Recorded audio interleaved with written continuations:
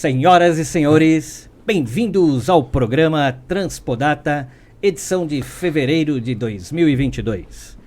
Dentro do conceito Alô Transpodata, você pode ler, ouvir ou assistir a toda a nossa programação. E pode também participar do programa com comentários, perguntas aqui no chat do YouTube. E hoje, para conduzir o programa comigo, ele, de volta, Mauro Cassani. Fala, Mauro Cassani. Olá, pessoal. Eu adoro essa apresentação do Rinaldo, né? Dá uma importância pra gente, assim. Ah, bacana. Mauro Cassani. É isso aí, o segundo programa do ano, finalzinho de fevereiro. Não teve carnaval, né? Vai ter um carnaval aí diferente, mais uma vez. Mas vamos pra frente, tem muita coisa boa acontecendo esse ano. Nós vamos ter aí novidades bastante no automotivo, nos caminhões, porque agora vai, a partir do ano que vem, tudo Euro 6. Então tem muita novidade pra gente conversar aí pra frente, hein? Ô Mauro, impressionante. Eu conheço pessoas que ainda não desmancharam a árvore de Natal e nós vamos entrar no mês de março. Essas pessoas, você tá falando de você, né? Na tua casa lá. Que parece que esse ano mesmo vai ser um ano extremamente rápido, né, cara? Vai ser rápido. Vamos eventos, grandes eventos do setor de transporte. Pois é, a Fenatran confirmada. Vamos ter com Fenatran já em novembro. No modelo que já conhecemos, mas o salão do automóvel vai ser diferente, né? IAA já está confirmado? Temos alguma IAA, eu não sei ainda, viu? Ainda não mandaram nada de se vai ser presencial, mas é bom a gente checar, né? Eu sei que aqui no Brasil o salão do automóvel vai ser no Autódromo de Interlagos, vai ser em agosto. A Fenatran continua na São Paulo Expo em novembro. Muito bem, e hoje temos um convidado especial aí. Quem é o nosso convidado para o programa de hoje, Mauro? Sim, nessa edição especial a gente está fazendo uma matéria de capa sobre soluções de transporte, o que as montadoras oferecem em serviços. São coisas que estão acontecendo aí há mais de 30 anos. Então, eu pensando nessa matéria, eu tinha que chamar um cara especializado no setor de transporte, que conhece o setor especialmente aqui de transporte há muito tempo. Há mais de décadas aí. Não vamos falar muitas décadas, mas com certeza mais de 3. Então, o convidado de hoje, que também está dando uma entrevista muito bacana para a gente, que está publicado aí, é o Orlando Merluzzi. Orlando Merluzzi é um especialista no setor automotivo, em transporte, com montadoras, sabe tudo de montadoras e de caminhões, de automóveis, de concessionárias. Ele é consultor de empresa e conselheiro independente. Também fundou a consultoria M68. Ele é sócio e diretor, presidente e comanda aí a M68. Orlando Merluzzi, nosso amigo convidado de hoje e capa de Transpodata. Bem-vindo, Orlando Merluzzi. Olá, amigos da Transpodata. Olá, Mauro, Rinaldo, um prazer estar aqui com vocês. Vamos falar desse assunto que é apaixonante. 3 décadas e um pouquinho. 3 décadas e um pouquinho, não? Mas eu ainda estou aprendendo muito. Comecinho dos anos 80, você já estava lá debutando em montadora, não estava não? Logo após a crise doméstica, já entrei no setor e a partir dali foi toda uma carreira. São 37 anos na indústria automobilística. Passei por tantas áreas. Começou, Orlando, na Ford mesmo? Foi a Ford? Eu comecei em fornecedor, na Cífico primeiro, na Macisa, depois eu fui para a Ford. E lá foram Passou a Autolatina. 12 anos, passamos a Autolatina, passamos depois da Ford a Volkswagen, depois a Volvo, depois a Iveco, depois a Foton, depois eu entrei no conselho de algumas empresas. E nesse período todo passamos aí por 20 crises econômicas, passamos por tudo. Então eu costumo dizer que não tem aquilo que a gente não viveu, não tem o que nós não vimos. Eu costumo dizer que eu não sei se um plano estratégico hoje, se alguma coisa que nos apresenta, eu não posso falar se vai dar certo. Mas a gente pode falar, eu posso falar se vai dar errado ou não, porque certamente já tentamos implantar. Eu já vi esse filme aí, parecida, já vi alguma coisa parecida. O Brasil ele é cíclico e por isso que ele é dinâmico. E é por isso que ele faz aqui os melhores profissionais do setor automotivo, que depois vão brilhar fora do país. Orlando, para quem já está no setor aí há mais de 3 décadas. Esse ciclo, na tua opinião, ele tem um período específico? É de tempo em tempo? É por questões políticas? É uma situação voltada ao cenário macroeconômico? Como é que a gente consegue prever quando que é um próximo ciclo, uma próxima surpresa? Bom, Rinaldo,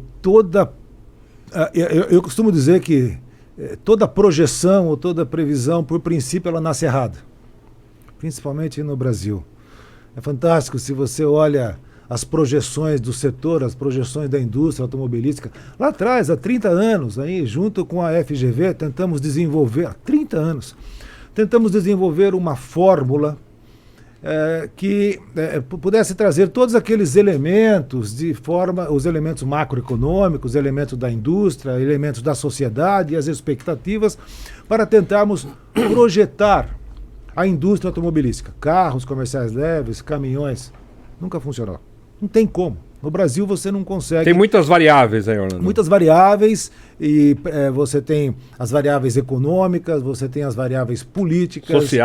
Sociais, emocionais, e ainda mais da indústria de caminhões, né? O mercado de caminhões, como a base é muito pequena, comparado com a base de veículos, de passageiros e veículos comerciais leves, a base de caminhões é muito pequena. Então, para ela saltar, como saltou nos últimos 2 anos, de 90 mil para 130 mil veículos, acima de 3,5 toneladas, sei lá, 40% de aumento. Então, se você olhar o histórico da indústria de caminhões, ela tem esses saltos. Ela cresce 15, cresce 10, cresce 12, cai 40, depois sobe 35, depois sobe, depois desce. Então, é o dente de serra, né? Por isso que é difícil também dizer qual que é o tamanho da indústria de caminhões, qual que é o tamanho do mercado de caminhões no Brasil. A gente sabe que o tamanho é grande, agora a potencialidade é que fica a dúvida sempre, né? Um país assim, rodoviário, com dimensão continental como o Brasil, a gente sabe, e que não tem uma infraestrutura avançada em outros modais, né? Que sofre demais. A gente, infelizmente, não tem uma ferrovia, uma malha ferroviária, como tinha até mais de um século. E a hidrovia também é triste. A gente vê o quanto de rio que não funcionam como boas hidrovias, como tem a Tietê-Paraná. Então, assim, eu olho que a potencialidade, o tamanho é grande, mas como explorar isso, que aí vai cair naqueles problemas que a gente nunca consegue decifrar, né? Eu acho que o transporte, a cabotagem é muito mal explorada, o potencial é muito mal explorado no Brasil. A questão das ferrovias, o nosso modal de transporte rodoviário não vai mudar nos próximos 10, 15 anos. Esquece, não vai mudar. Ele pode começar a ter a sua importância reduzida, mas vai continuar muito grande, mais de 60%. Nos próximos 10 anos, nós temos projetos de ferrovias que vão sair do papel. Eu tenho absoluta certeza que vão sair do papel, mas a burocracia é muito grande. O excesso de burocracia atrapalha. É muito grande. Então, quando eu imagino, por exemplo, as pessoas falam, olha, a ferrovia hoje nós vamos a 20, 25% do transporte vai mudar para um modal ferroviário. Pô, que seja 30%, mas que seja mais rápido. E não é fácil. Não é fácil também você ter segurança para investimento. Por quê? O setor público não tem como investir. E o setor privado precisa de segurança para fazer esse tipo de investimento. E são esses ciclos que você comentou, que você perguntou, Reinaldo, que complicam um pouco. Então, quem investe no Brasil entende bastante os riscos e as variações cíclicas da economia. Por isso que as coisas aqui são mais caras. Né? Orlando, a gente vai voltar daqui a pouco ao tema que eu quero falar de serviço, mas você falou de investir no Brasil é complicado e pedir garantia. A gente está observando agora, e algo que eu não tinha nem imaginado que poderia acontecer, é um fenômeno bem interessante, bem agora, atual. Empresas que investiram, por exemplo, no aeroporto de Galeão e devolveram. Não falam, não quero mais esse negócio, não me interessou mais. O que está acontecendo? A coisa não é rentável? Ou o que o governo está propondo não é interessante? Porque está acontecendo um fenômeno. Os caras estão devolvendo aquilo que eles ganharam em leilão, pagaram, e não querem mais. A China, uma empresa chinesa agora mesmo. E eu quero pegar o que aconteceu? Mauro, nessa pergunta, que eu acho que tem a ver também. E também, né, dentro dessa questão, entender, por exemplo, algumas marcas tradicionais do transporte de rodoviário de carga que, pouco tempo atrás, decidiu deixar, né, a produção do país. Se é um movimento parecido com isso que o Mauro está falando, quer dizer, há uma insegurança em investir no Brasil hoje, porque imagino que convencer os investidores, os sócios investidores do mercado internacional não seja algo fácil, como você comentou. Um ano produzimos 80 mil, depois subimos para 130, cai para 70, quer dizer, como é que a gente faz para convencer? Os investimentos, eles são, principalmente no setor automotivo, não são investimentos decididos da noite para o dia. Há um ciclo de planejamento de investimentos. Eu vou precisar voltar um pouco para embasar essa resposta para você na questão se você pega 2007, 2008 até 2012, a indústria de caminhões, o mercado de carros cresceu brutalmente. Caminhões teve alguns saltos, principalmente com a crise nos Estados Unidos em 2009, de 2008 para 2009, mas nós saltamos 200%, cresceu 200% o tamanho, 160% a indústria de carros. Saímos de 1,4 milhão para 3,8 milhões, a indústria toda se programou, agora vamos chegar a 5 milhões, então toda a indústria se programou com capacidade instalada para 5 milhões de veículos, porque toda a projeção indicava que teríamos 5 milhões de veículos em 2016. Chegamos em 2016 com 2 milhões. Então aquilo que ia subir, caiu. Então, o ciclo as montadoras que vieram para cá, chegar 2007, 2008, 2010, 11, 12, aquilo veio sendo planejado já há algum tempo, o dólar era baixo. Esperando aquele mercado de 5 milhões. Estava em crescimento, a economia estava relativamente estável, a inflação estava relativamente estável, apesar das oscilações. Você tinha o índice de desemprego cada ano mais baixo, né? Então isso daí gerava previsibilidade, tinha financiamento, balança comercial crescendo, era o mundo perfeito para investir. E um mercado que é hub na América do Sul e que, até então, 75% de todos os fornecedores do setor automotivo estavam instalados aqui. Então você tem uma logística perfeita, você tem fornecimento, você tem tecnologia, você tinha qualidade, você tinha quase todas as montadoras aqui, e você tinha área, espaço, tudo. E mercado. E incentivos. Então, esses investimentos, eles foram sendo planejados. Um business case para você fazer um investimento desse é um business case de 3 anos. Não é algo que você faça de hoje para amanhã. É demorado. Mas a saída é muito rápida. É isso que eu ia falar. E a decisão de deixar? Exatamente. Decidir sair é muito rápido. Porque o Brasil, apesar de termos um mercado muito grande, já chegamos a 3,5 milhões de veículos, vai demorar muito tempo a gente voltar nesse número de novo, mas o Brasil continua tendo 3% do mercado mundial. O tamanho do mercado no Brasil representa 3%. Então, quando as montadoras, as grandes fabricantes olham para o Brasil, elas veem um território enorme, com grande potencial, mas a hora que vai ver o número, são 3%. Então, os investimentos, hoje estão direcionados para a China. Até então, a China estava em expansão. A China saiu de 5 milhões de veículos para 27, 28 milhões. Então, os investimentos passaram a ser direcionados para os maiores mercados: Estados Unidos, América do Norte, Europa e Ásia. Então, e você soma-se a isso, essa insegurança que nós temos aqui, política, econômica, cambial, de emprego, social, tudo isso que a gente vive, e não é de agora, isso vem de anos. Quando você coloca tudo isso na balança, para as matrizes, tomar uma decisão de fechar uma planta ou de encerrar uma operação na América do Sul, principalmente no Brasil, é muito mais fácil do que tomar uma decisão de vir para cá. Quer dizer, a decisão para investir leva muito mais tempo e planejamento, mas a decisão de um desinvestimento, de encerrar, tem que ser rápido até por uma questão de sobrevivência.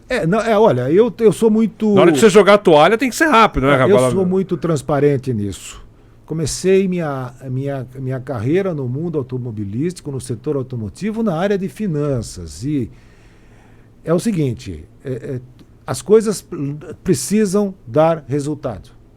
Quando um gestor assume um compromisso com a matriz, que vai avalizar aquele planejamento estratégico de aumentar volume de produção, porque quando você aumenta volume de produção, você está assumindo compromisso com fornecedores de longo prazo. Você não aumenta volume de produção também da noite para o dia.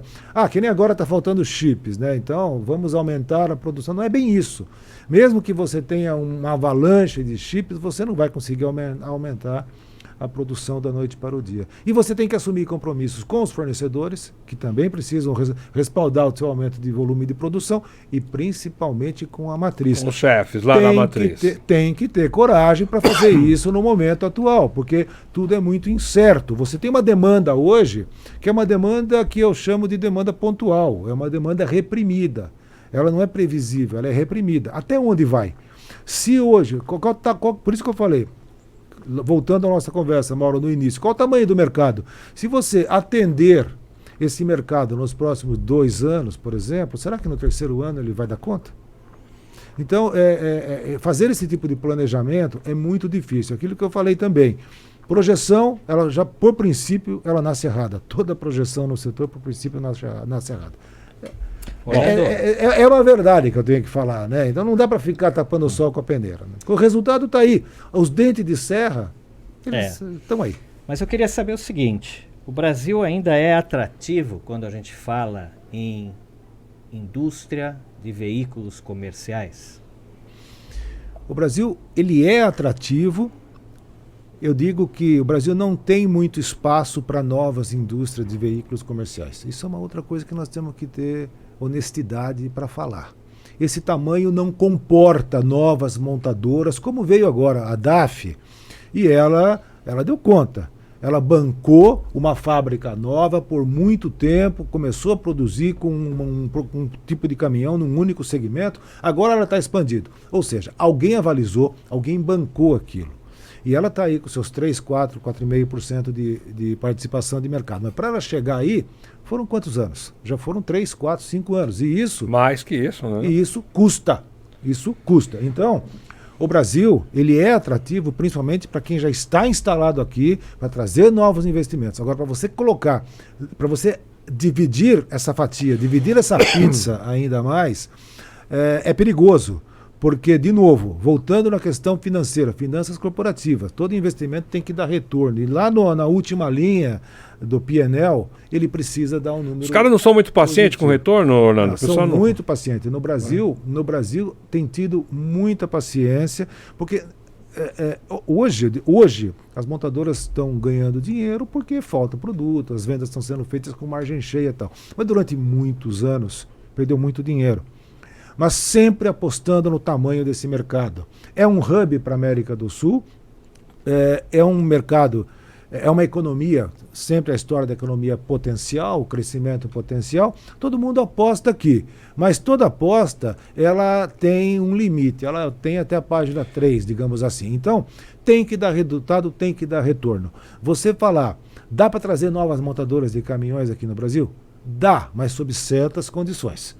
Trazer montadoras de caminhões para competir com essas 5, 6 que estão aí é muito difícil. Bom, o mercado tem que crescer bem mais. Esse mercado já está muito consolidado. 150 mil caminhões por ano, acima de 3,5 toneladas, não comporta. Esse mercado já está consolidado com as empresas que estão aqui. E depois fazer uma rede, não é fácil, vamos montar uma fábrica de caminhões no Brasil. Você tem que montar rede, tem que ter parque circulante. Enquanto não tiver parque circulante, como é que você vai sustentar o seu pós-venda? Eles vão ter que viver da venda de veículos novos. Não é uma coisa, não é uma equação tão simples, entende? Bom, deixa eu voltar aqui, que a gente está falando de mercado e eu quero tocar outros assuntos. Eu também tenho né? Que a gente vai. Eu ainda quero ter tempo aqui de falar de eletromobilidade, mas antes, que é a matéria principal aí, que o Orlando me deu entrevista, eu quero falar um pouco dessa questão que aqui é a nossa reportagem de capa sobre serviços, Orlando. Né? Você vem falar, inclusive tem conectado, obviamente, com esse crescimento de mercado, essa questão financeira, né? Porque eu imagino que a montadora e especialmente a rede de concessionária, ela não ganha dinheiro com venda de caminhão, mas também com venda de serviço, peças e oferecer serviço. E aí eu volto ao tema que a gente vem conversando também com os transportadores, a gente bateu um papo sobre isso, está aí na entrevista que o pessoal pode ler. Serviços.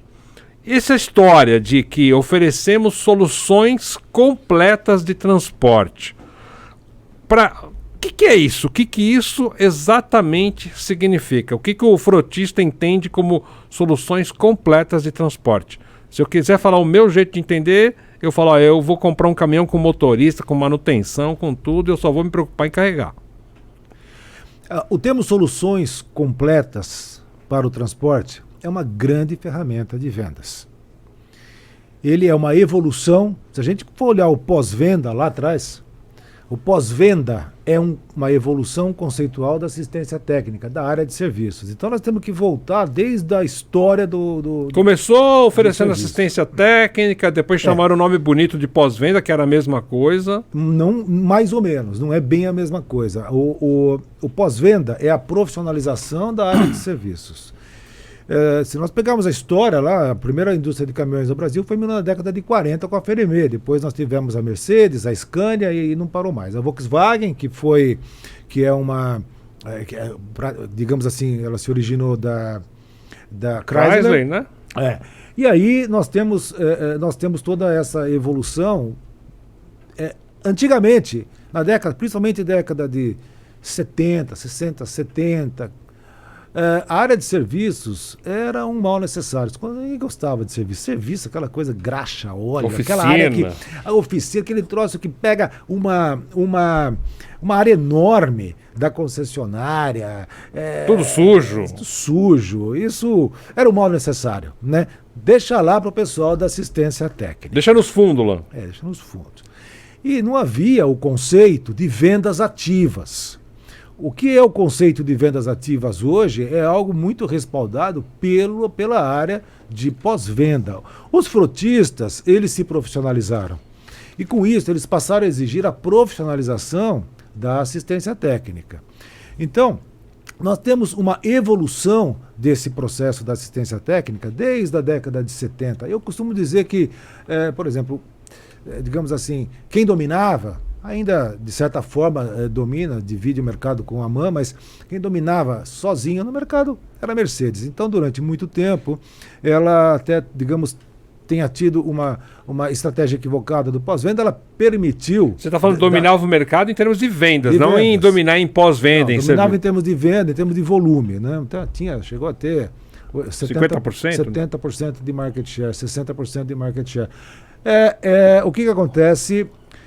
Ela permitiu durante muito tempo o crescimento do mercado paralelo, né? Porque só tinha ela e depois que o mercado paralelo cresceu, ninguém mais segurou. Eu costumo também, eu sempre faço uma menção à Volkswagen Caminhões, eu não posso deixar de falar da área de assistência técnica da Volkswagen Caminhões, que perdia dinheiro, mas não perdia cliente. Naquele momento em que ela estava crescendo. Então, como é que é essa história? Perder dinheiro e não perder cliente? O que precisava fazer, fazia, atendia... A Volvo também não fez alguma coisa parecida? A Volvo é diferente. Fazia o que precisava ser feito, porque ela estava numa fase de crescimento, consolidação de consolidação e crescimento no mercado. Então, precisava. Então, talvez ela tenha sido a marca que, digamos, numa evolução, entendeu rapidamente que a única coisa que a sustentaria no mercado seria ter uma assistência técnica diferente. Então, eu costumo dizer que antigamente a assistência técnica era feita por susto, né? Aquele negócio que você deu problema, a gente dá um jeito de resolver, não sabe como. Já a Volkswagen, naquela época, ela passou a ter esse conceito de muito foco, de muita atenção ao cliente e, digamos, ela fez subir um pouquinho a régua. Mas aonde a régua subiu mesmo, o nível subiu mesmo, profissionalizando, foi com a Volvo e com a Scania. Principalmente com a Volvo, final da década de 90, começo da década de 2000. Com os conceitos de atendimento remoto, com o conceito de telemetria. Eu acho que o Voar da Volvo foi algo muito famoso que mudou muita coisa. Voar era aquela questão de quebra em qualquer lugar, eu vou mandar peça de avião. Eu atendo, exatamente. Então, subiu a régua. E os outros vieram, digamos, atrás. Então, tudo que nós temos hoje nesse conceito do pós-venda em si, que você tem atendimento remoto, você tem plano de manutenção, o envio de peças em avançado, tudo que esse conceito que nós temos hoje é cópia do que basicamente já existia. Então, essa história é importante a gente contar, trazer ela para entender como é que foi a evolução do pós-venda. O pós-venda é uma profissionalização da assistência técnica, é uma evolução. Quando as empresas entenderam a importância do pós-venda não só para suportar e respaldar as novas vendas, como também para pagar conta, para pagar o custo fixo da operação. Mas a indústria consegue passar claramente isso para o seu cliente? Claro que consegue. Esse plano de soluções completas, como o Mauro falou. Sim. E o cliente consegue entender o benefício disso? Porque essa é a grande questão. Porque eu creio que aumentam, né, os custos, plano de manutenção. Como eu falei, soluções para transportes é uma ferramenta de vendas. Cada montadora tem a sua. De certa forma, as montadoras têm a sua mais ou menos ajustada, mas o conceito não muda. O conceito de soluções para transportes é aquele. É o plano de manutenção, é o treinamento de motorista, é o treinamento do mecânico, é a telemetria, é o financiamento sob medida, é o plano de manutenção sob medida. Não muda muito. A telemetria é a disponibilidade, o uptime, o atendimento remoto, o atendimento, como você falou, todo esse conceito, ele pode mudar de nome. O que evoluiu para onde nós estamos hoje foi a tecnologia permitiu maior acuracidade dos dados e das informações. Então você tem maior acuracidade da própria telemetria, da gestão de frotas, da jornada do produto e da jornada do cliente. Orlando, tinha uma máxima, e isso há mais de 20 anos, entre as montadoras, estou falando especificamente de caminhões, que era exatamente assim, e eu acho que você, quando no seu tempo de Iveco, você professava, você dizia a mesma coisa. Vender um caminhão, o primeiro caminhão é a área de vendas. Daí para frente é pós-vendas. Isso vem lá de trás, né? Daí para frente é o pós-venda. Mas então, é uma ferramenta de vendas. A profissionalização... O cara, para comprar o primeiro caminhão, ele compra de venda. Mas o segundo, a partir daí, ele está satisfeito com o serviço ou com o caminhão? Como que funciona? Isso que eu quero entender. Mais ou menos, porque hoje o frotista, ele é muito profissionalizado. O frotista hoje sabe exatamente o custo que ele vai ter. Ele consegue prever o custo do veículo e ele consegue prever o custo da composição. Toda, né? Ele é absolutamente profissionalizado. Então, muitas vezes ele já decide pelo pós-venda. Ele não vai decidir pela emoção. É um grande desafio para a montadora, principalmente as montadoras. O caminhão novas. Mais bonito, o caminhão com mais tecnologia, a cor mais legal. Eu já vi um cliente comprar um caminhão porque achava o caminhão lindo. Tá, mas isso acabou, mas isso daí não existe. Então, aquilo que eu falei, é uma ferramenta de vendas, os custos são previsíveis, as soluções para transporte evoluíram em termos de tecnologia, mas não em termos de conteúdo. O conteúdo é aquilo, é aquilo que já existia há 20, 30 anos.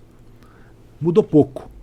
Claro que a tecnologia, a comunicação permitiu telemetria, gestão de frotas à distância, você tem a gestão do relacionamento com o cliente, o conhecimento da jornada do cliente, né?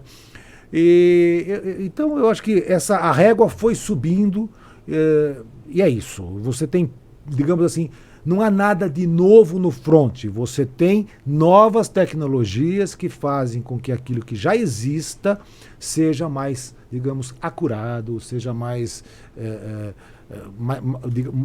gerenciável, né? Bom, o que eu quero destacar aqui é que se a gente está pensando em serviço, Orlando, que na verdade não mudou muito de 20 anos para cá, só que obviamente nós temos uma tecnologia muito mais avançada, radicalmente avançada, com a conexão, né? Nós temos mais conectividade, temos uma internet mais pesada, mais com uma latência maior. Vai vir agora 5G, que talvez o ano que vem a gente tenha aí uma abrangência, uma cobertura maior. Com essa tecnologia que foi colocada, o que evoluiu essas soluções? O que a gente pode mostrar que, olha, a gente faz aquilo que fazia, mas agora de uma maneira muito mais eficiente, muito melhor. Como é que é isso agora no futuro? Agora e no futuro? Então, agora nós temos a evolução da comunicação. Ela permitiu que a gestão do processo, a gestão das soluções para o transporte fosse muito mais, digamos assim, mais acurada, fosse melhor, fosse tecnicamente mais fácil de você entender a real jornada do cliente, a real jornada do produto. Daqui para frente, o que nós temos vai continuar em cima da tecnologia. Eu acho que o metaverso vai trazer muita coisa nova, tanto para vendas quanto para o próprio pós-venda. De novo, ele não vai mudar o que nós já temos hoje. Aquelas soluções que nós falamos antes, o plano de manutenção, a gestão de frota, a gestão do cliente, isso não vai mudar. O financiamento.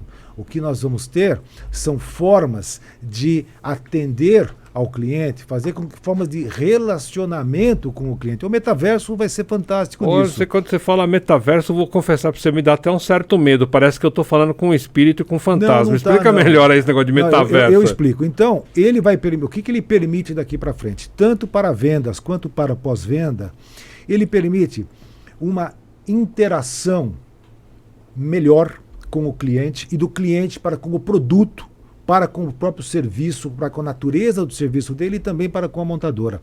O metaverso é uma nova economia. Ele não é um mundo paralelo, ele não é um mundo virtual, ele é mais do que isso. No metaverso você vai ter um monte de coisa relacionado à economia. Você vai ter vendas, você vai ter a experiência. O metaverso é experiência. Então o cliente ele pode perfeitamente experimentar não só o produto, mas ele pode experimentar a operação dele no metaverso. Você quer fazer uma simulação ali no digital? É isso? Exatamente, ele pode fazer a simulação. Ele olha o caminhão dele na operação dele, exato. Ele pode trabalhar no metaverso e depois ele pode transformar aquilo no mundo real. Ele pode comprar produtos no metaverso e pode transformar no mundo real. Ele pode entender a experiência, ele pode ter uma experiência com o pós-venda, com peças, com serviços, com o caminhão, com a composição, então, principalmente com treinamento e desenvolvimento de pessoas. Então, no mundo corporativo, eu acho que vem de novidade, de novo, estamos em cima da tecnologia e da comunicação. O metaverso trará essa evolução para as soluções para o transporte, como ferramenta de venda, como ferramenta de retenção de cliente, como ferramenta de experiência para o cliente. Mas os conceitos da solução para o transporte, os conceitos da necessidade do cliente, o que o cliente precisa, não vão mudar. O que vai mudar é a experiência.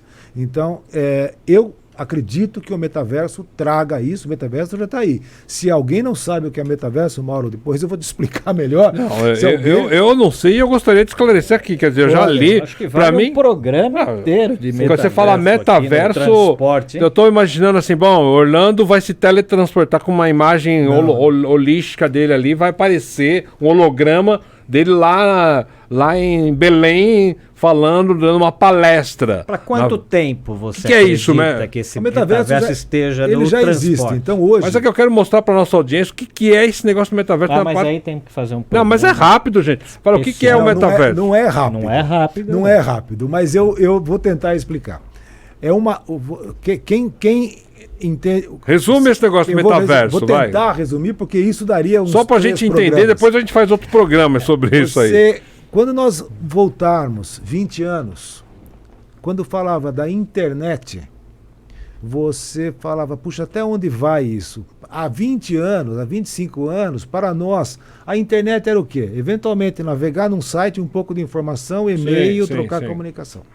Quando começaram a aparecer as redes sociais, ninguém entendeu o tamanho da economia que estava por trás das redes sociais. Então, hoje, você tem as empresas vendendo, comprando, anunciando com influencers no Instagram, no Facebook. O Facebook já está meio... Mas aí, vamos... E agora, o metaverso? Mesma coisa. O metaverso é um nível acima do que nós vivemos até hoje. Da internet? Da rede social? Do quê? Do relacionamento dentro da tecnologia, dentro da internet. Então você tinha todo o relacionamento de LinkedIn, de toda a comunicação. Vou usar o que mais, vou falar o que é mais utilizado: Twitter, Instagram, Facebook. As pessoas achavam que isso era apenas um sistema de comunicação de rede social. De repente, surgiu nessa rede social uma grande economia. Sim. Pessoas comprando, vendendo, ganhando muito dinheiro com isso. O metaverso é a mesma coisa. Só que no metaverso, você vive essa experiência. Você está lá dentro, você vive essa experiência e você pode vivê-la para relacionamento social ou para profissional, para o mundo corporativo. E aí é que entra a economia. A pessoa entra no metaverso. Existem empresas hoje de moda, por exemplo, grandes empresas mundiais, que estão lançando produtos, lança tênis, lança roupa, alta moda, alta costura, está lançando lá. As pessoas compram no metaverso, paga com NFT, paga com criptomoeda, e depois recebe em casa o produto físico. Só que ali você pode ter uma vida paralela. Então, aquilo que você falava antigamente, lá atrás, que você falava assim... Teu avatar... Vou chegar em casa e quando for às 6 horas, hoje eu vou chegar em casa às 6, às 7 horas eu vou entrar na internet. Hoje nós estamos na internet 24 horas por dia. Vai acontecer a mesma coisa. Vou chegar em casa, vou entrar no metaverso às 6, 7 horas. E nós não sabemos onde isso vai parar. É uma nova economia, uma economia muito grande. Trazendo para o nosso mundo, aqui, para o mundo do transporte, eu consigo ter treinamento, desenvolvimento de produto, comunicação, eu posso ver uma peça, eu posso ver um problema, eu posso ter um treinamento, eu posso experimentar como cliente, eu posso experimentar uma operação, experimentar uma rota, eu posso ver como é que aquele produto se comporta na rota, eu posso ter uma grande experiência antes de tomar a decisão. Posso tomar a decisão dentro do metaverso e trazê-la para o mundo real, ou posso sair do metaverso e tomar a decisão no mundo real. Então é uma economia muito grande. Hoje a gente vê gente aí comprando terreno, quadros, essas coisas que a gente não sabe onde vai parar. Por enquanto alguns falam, isso ainda é moda. Não, não é moda. É uma questão de ajuste. Eu prefiro ver a coisa do lado profissional pelo mundo corporativo. Então isso pode trazer mudanças no nosso sistema de pós-venda, no sistema de venda, no sistema de experiência. Orlando, o que é o metaverso? O metaverso é experiência, é uma nova forma de experiência do cliente com o produto, com aquele mundo real num mundo virtual. É difícil resumir tudo isso. Bom, quando a gente fala de serviço, a gente acaba entrando também num tema e lançando um olhar para o futuro aí do transporte, quando a gente fala em novos tipos de combustíveis, uma mobilidade diferente, a busca de uma mobilidade mais sustentável, né? E certamente com tudo isso que está sendo apresentado hoje aí pelas montadoras, a Volkswagen Caminhões colocou o e-delivery e muita gente já começa a lançar um olhar como é que vai ser aí a eletromobilidade e a gente vai ter serviço diferente, mexer com caminhão elétrico. Orlando, como é que vai ser isso nesta década? O que é real para essa década quando a gente pensa nesse ano que nós estamos aqui, final de fevereiro de 22 até 2030? O que é real em termos de uma mobilidade mais sustentável? Bem, quando a gente fala, eu tenho sido bastante crítico em relação ao que se fala. Precisa separar a realidade da propaganda e publicidade. Quando se fala de eletromobilidade, tem muita gente acreditando em fadas e duendes, então a gente precisa tomar um pouco de cuidado. Eu sou cético com relação ao caminhão elétrico, além do transporte urbano. O caminhão elétrico funciona no transporte urbano muito bem. Fora isso, eu tenho defendido o caminhão a gás e o caminhão com a célula de hidrogênio, que gera eletricidade, mas a partir do etanol. Então, é algo que nós temos hoje no Brasil, está sendo desenvolvido. Há duas empresas grandes, duas montadoras grandes, junto com a Única, que é a União das Indústrias da Cana-de-Açúcar, desenvolvendo essa Nomeia, por favor, aí, Orlando. Fala aqui, montadora grande que está aí atrás. Você tem a Volkswagen e a Nissan trabalhando nisso. Com hidrogênio. Desenvolvendo a célula de hidrogênio a partir do etanol, tendo o etanol como fonte primária de energia para você gerar a eletricidade. Isso é fantástico, porque é o hidrogênio realmente verde. O hidrogênio, a molécula do etanol, ela é um cacho de hidrogênio. Ela é uma árvore de hidrogênio. Ela tem 5 ou 6 átomos de hidrogênio para alguma coisa de carbono, alguma coisa de oxigênio. Então, como é que você vai fazer para gerar eletricidade num país como esse? Imagina o interior, num país continental como o nosso, que é muito grande e com estrutura extremamente deficiente. O hidrogênio, você abastece a partir do etanol. O etanol já tem estrutura montada, você tem indústria, é uma energia limpa, renovável, é o hidrogênio realmente verde. A partir daí, ele reage em um reator, que é a célula de hidrogênio, com oxigênio, gera eletricidade, e aí você faz o veículo. Quer dizer que para o transporte urbano nós estamos falando de que a viabilidade, entregas urbanas, logística urbana é o elétrico. O caminhão elétrico vai muito bem no urbano, mas para média e longa distância eu sou defensor do gás e sou defensor do etanol como fonte primária para a célula de hidrogênio. Mas principalmente a questão do gás, que você não muda toda a estrutura que você já tem hoje de aftermarket. É o mesmo motor a diesel ali que o Otto, né? O gás é com motor tipo Otto, né? Não seria mais racional, então, ao invés de dividir essas tecnologias, investir, seja para o urbano ou para longa distância, no hidrogênio ou no gás? Não, aí não, eu não entendo então por que aí não, porque você tem a questão de preço, você tem a questão de custo e frotista sabe fazer conta. Hoje, o caminhão elétrico, ele relativamente já está pronto. Eu questiono um pouco as condições dessa bateria íon de lítio. Eu acho que a eletrificação ela só vai ser viável quando reinventarem as baterias. E não vai ser com a bateria em estado sólido, que é o que vem ainda 2026, 2027, que é aquela com o eletrólito em estado sólido e não em estado líquido como nós temos hoje. O que eu critico um pouco e que eu acho que tem que falar muito abertamente é que carro elétrico, caminhão elétrico, não tem nada de amigo do meio ambiente, não tem nada de ESG. Ele é amigo do ambiente. No carro a gente falava do tanque à roda, do poço à roda, mas ele é amigo do meio ambiente até a página 2, até a página 3. Por quê? As baterias, elas utilizam lítio, níquel, cobre, cobalto, mais uma série de elementos, terras raras, e tem lá lantânio, tem uns elementos com... Tem um monte de veneno ali dentro. Não posso falar que são veneno, com nomes que parecem tem veneno, que se jogar fora daquilo lá... Você tem magnésio, você tem manganesa, você tem molibdênio, você tem uma série de elementos nobres, cuja mineração não é nem um pouco amiga do meio ambiente. Vai ver uma mina de cobalto no Congo, é complicado. A própria questão do lítio não é tão simples. Então, você falar, em alguns casos, terras raras na China, em alguns casos, o processo de produção desses elementos, desde a extração até a produção, ele é mais danoso ao meio ambiente, mais agressivo ao meio ambiente do que a própria extração do petróleo. Então, a gente precisa tomar um pouco de cuidado quando a gente fala o carro elétrico ou o caminhão elétrico é ESG. Não é, isso é greenwashing. Agora, é uma solução nova? Sim, é importante, é necessária, e a partir daqui nós temos que evoluir. Por isso que eu falo, estamos em um processo de evolução. essas baterias que nós temos hoje, daqui 20 anos, serão completamente diferentes. Completamente diferentes. Talvez a tecnologia seja completamente diferente. Por isso que eu falo... Mas ainda não existe nada diferente no médio prazo. Tem bastante coisa sendo desenvolvida, tem conceitos, tem novas tecnologias sendo desenvolvidas, mas nada comercial. Mas um dia vão aparecer. Então, por isso que eu falo, quando você fala no Brasil...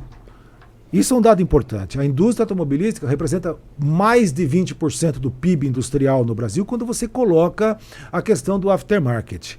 Você mexer no aftermarket, porque se um dia nós tirarmos tudo que nós temos hoje de ciclo Otto, ciclo diesel e toda essa frota, esse aftermarket vai ter um impacto muito grande.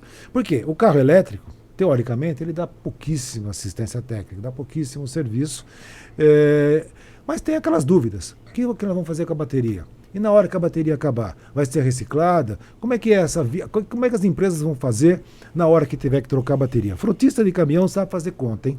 Sabe fazer conta. O que nós temos hoje são muitas empresas exigindo que o frotista coloque caminhão elétrico lá, porque essas empresas elas têm um discurso muito sólido, os clientes, muito sólido de ESG, e elas exigem que o frotista coloque o caminhão elétrico. Então, muitos frotistas querem comprar 10, 15, 20 caminhões elétricos, coloca o caminhão lá, entra nesse cliente e depois completa a frota com 30, 40 caminhões a diesel. Então, precisa entender muito bem esse momento. É um momento de transição, mas é um momento que a gente precisa, de novo, voltando ao início, ainda tem muita gente acreditando em fadas e duendes. É preciso separar o que é realmente novo, o que é necessário, o que vem pela frente, com aquilo que é propaganda, publicidade e marketing. Eu tenho falado muito sobre isso e me preocupa. Porque as pessoas, de repente, o mundo está achando que essa é a solução para emissões. Para ficar claro aqui, Orlando, o que nós temos hoje no mundo, não estou falando de Brasil, o que nós temos no mundo em produção e desenvolvimento de materiais, né, matéria-prima, para se produzir baterias que serão utilizadas em veículos elétricos, esse processo não é nem um pouco amigável do meio ambiente. Esses materiais utilizados nessas baterias. Os componentes não são amigáveis. Você vai precisar, para atender tudo que está se projetando de volume de caminhões e carros elétricos lá na frente, serão necessárias 300 gigafactories até 2030. Nós não vamos ter esse número. Essas gigafactories estão fábricas gigantescas de produção de bateria. Gigafactories são as fábricas de bateria. Quando você vê, olha, vai ser construída uma gigafactory que vai produzir 500 gigawatt-hora. O que representa 500 gigawatt-hora em termos de produção de carro? 500 mil carros. Então, essas contas precisam ser feitas, as pessoas precisam entender que muito se deseja, mas pouco vai conseguir fazer para atingir aquele objetivo. Então, é preciso separar um pouco as coisas. Por isso que eu falo, o que nós temos no Brasil? Voltando para a nossa realidade, para a nossa economia. Caminhão a gás e, em um futuro próximo, caminhão elétrico movido com célula de hidrogênio a partir do etanol como fonte primária de energia, seria fantástico para nós, porque nós detemos tecnologia da produção do etanol. E o que está por trás de tudo isso daí é uma redução de pegada de carbono. A redução da pegada de carbono ela pode ser feita de várias maneiras. Nós, no Brasil, temos a solução para a redução da pegada de carbono no transporte. Por que não usar? Por que não usar? Nossa, pelo que você está falando, eu vou entender que hoje a nossa solução do veículo movido a etanol ela é mais ecológica no ciclo todo do que o próprio veículo elétrico. Não tenha dúvida. Eu não tenho dúvida. Se o etanol fosse inventado lá na Alemanha, o etanol ia ser usado no mundo todo. Se produzissem cana-de-açúcar, né? Mas eu acho que nós temos... Veja, o mundo vai separar os países super desenvolvidos com os países em desenvolvimento. Eu acho que o Brasil pode liderar, pode ser protagonista nesse setor com o etanol, seja para o ciclo que nós já temos hoje, para a tecnologia que nós já temos hoje, seja para utilizar o etanol como fonte primária de energia, no caso da célula de hidrogênio. É o hidrogênio realmente verde. Agora, isso custa. Então nós não sabemos hoje ainda, você não sabe hoje, dentro do ciclo operacional de um veículo com nova tecnologia, como é que vai estar esse veículo daqui 3, 4, 5 anos? Eu sempre falo, eu tenho publicado alguns artigos sobre isso e tem gerado alguma dúvida, e eu faço questão de falar. Você compraria um carro elétrico hoje com 6 anos de uso, com 5 anos de uso, sabendo que daqui 3, 4, 5 anos você vai precisar trocar a bateria e essa bateria vai custar mais da metade do preço do carro novo? Você vai estar com um carro usado e vai precisar trocar uma bateria. Então, as montadoras vão precisar trazer alguma solução para transporte, que nós estamos nesse sentido. Seja a troca da bateria, seja uma facilitação para que isso... Porque, cuidado, sem veículo, sem mercado de usados no Brasil, você não tem mercado de novo lá na frente. Então, você precisa desenvolver o mercado de usados, seja para carros, seja para comerciais leves, seja para caminhões. Então, essa estratégia, ela é muito mais complexa do que simplesmente falar, vou produzir uma bateria. Nós não vamos ter fábrica de bateria no Brasil tão cedo. As baterias continuarão sendo importadas. E depois, se tiver não é que uma fábrica de bateria aqui vai servir para... Não vai dar conta para outro produto. A demanda toda. Esse negócio não é plug and play, entende? Então, a estratégia, ela precisa ser muito bem desenhada. E eu acho que o pessoal sabe disso, as montadoras sabem disso e estão trabalhando nisso. Mas é isso que eu falo, é importante entender esse cenário de uma forma bem ampla e não simplesmente carro elétrico, bateria, produz eletricidade, solar, eólica e vamos... Não é bem assim. Bom, eu acho que a gente tem muito tema aí para tratar. A gente já falou aqui de mercado, falamos de pós-venda, agora estamos falando de eletromobilidade, já com uma visão para um combustível novo. E eu quero até colocar que nós estamos agora na edição de fevereiro, na edição de março, a matéria de capa, nós vamos abordar esse tema aí, exatamente dessas soluções diferentes, sustentáveis de propulsão, né? Vai ser bem interessante. Isso é bem legal. Coloca na capa, sugestão para você, ponha a foto de uma molécula de etanol que ela é linda, deve ser bonita, né? Vai dizer muito. É bonita. É um cachinho de hidrogênio. Olha que coisa bonita.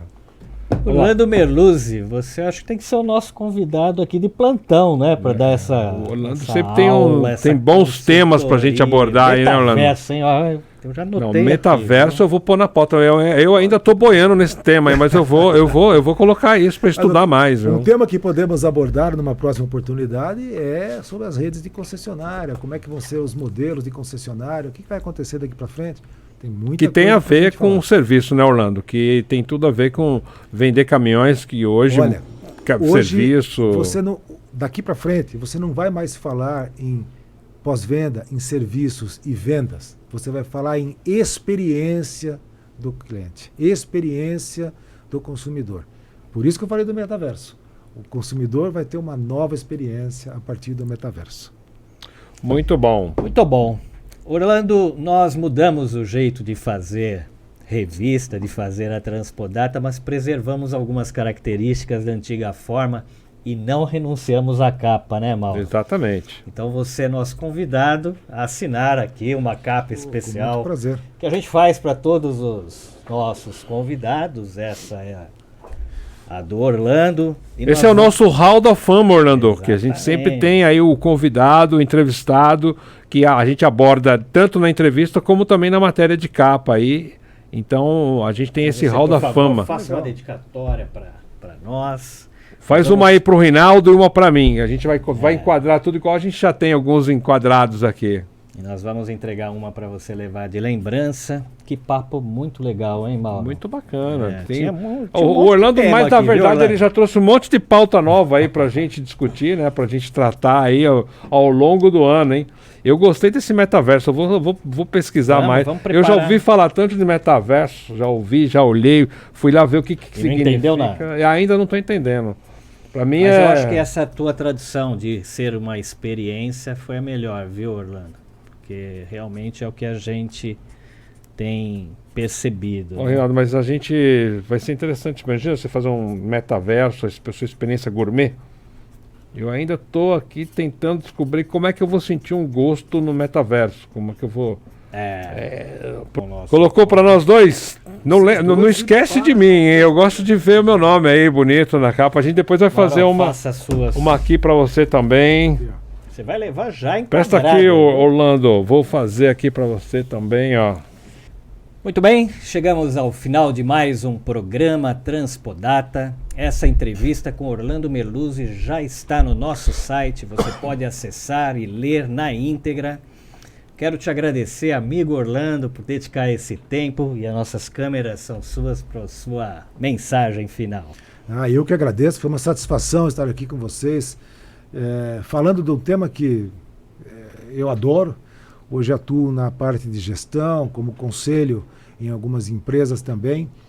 Tenho um trabalho paralelo que é um propósito de desenvolver, de fomentar as boas práticas da gestão, da governança, da ética e da educação, que é o pensamento corporativo. Esse é um trabalho que eu realizo por propósito.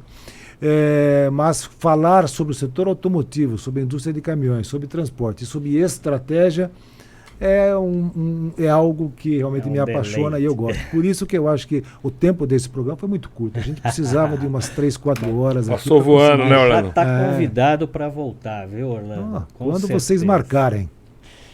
Meu parceiro Mauro Cassani, a palavra é sua. É isso aí, gente. A gente tem sempre aí uma aula com o Orlando, um cara que é muito bom papo. O único defeito dele é que ele é corintiano, mas gente boníssima, entende muito do setor, assim, é uma pessoa que cada vez que a gente vai fazer uma reportagem, cada vez que eu vou escrever alguma coisa, eu bato um papo com o Orlando e trazer esse rico, uma enciclopédia aqui do setor automotivo, é muito legal e é muito prazeroso, bem legal. Obrigadão, viu, Orlandão? Obrigado, Orlando, Mauro, obrigado a você que esteve conosco até agora. Continue nos acompanhando nas plataformas Transpodata, porque 2022 traremos muitas novidades para você. Um forte abraço e até breve.